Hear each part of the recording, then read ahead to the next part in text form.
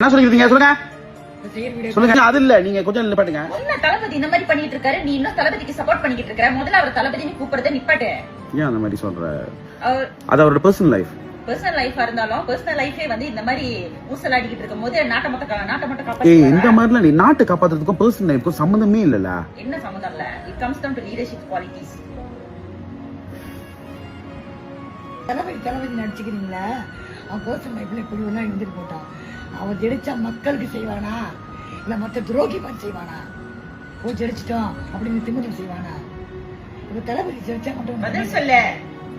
என்ன பதில் கேட்டாங்க தானே பதில்? தளபதி வந்து கேட்டேன். தளபதி வந்து நல்லவர்.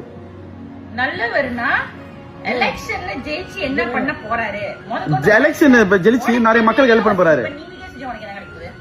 நான் தளபதிக்கு நான் மக்களுக்கு சப்போர்ட் பண்றேன். தமிழ் மக்கள் இந்தியா மக்கள் நிறைய பேர் கஷ்டப்படுறாங்க. என்னாச்சும் ஹெல்ப் பண்ணலாம்ல. உட்காந்துக்கிட்டு இந்தியா மட்டும் இல்ல மலேசியால நம்ம ஹெல்ப் பண்றோம். இந்தியால என்னாச்சும் ஹெல்ப் பண்ணுவோம் அப்படின்னு. ஐயோ மக்கள் கேட்ட கேள்விக்கு பதில் சொல்லாம கல்யாணத்துக்கு போயிட்டு வந்திருக்கு ஜிங்கிச்சான்னு.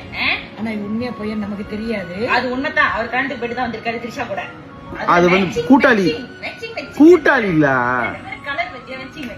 கூட்டாளி பெஸ்டி. எப்படி அவமானப்பட்டு நிக்கோங்க தெரியுமா ரெண்டு பிள்ளைங்களும்? இன்னொன்னு வந்து வச்சு பார்த்தாரா?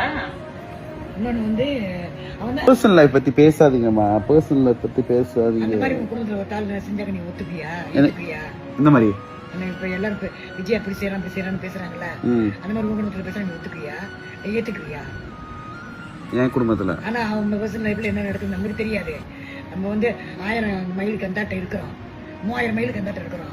இப்ப ரோல்ஸ் வந்து ரிவர்ஸ் பண்ணுவோம். உன் வைஃப் வந்து ஒரு செலிபிரிட்டி, உன் வைஃப் இந்த மாதிரி செய்யுது. நீ வந்து யாரும் இல்ல, சும்மா ஒரு வேலைக்கு போயிட்டு வந்துகிட்டு அந்த மாதிரி இருக்கிறவங்களுக்கு வந்து ஃபேமஸ்.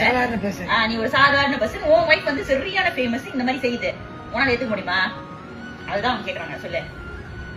ஏன்னா அவரோட வைஃப் வந்து no one, but she is ரிச்ல, பட் அவங்களுக்கு ஃபேம் இல்ல. சொல்ற என்ன ஜாம நிக்கிற? தெரியல. தளபதி ஆனா நல்லவர்.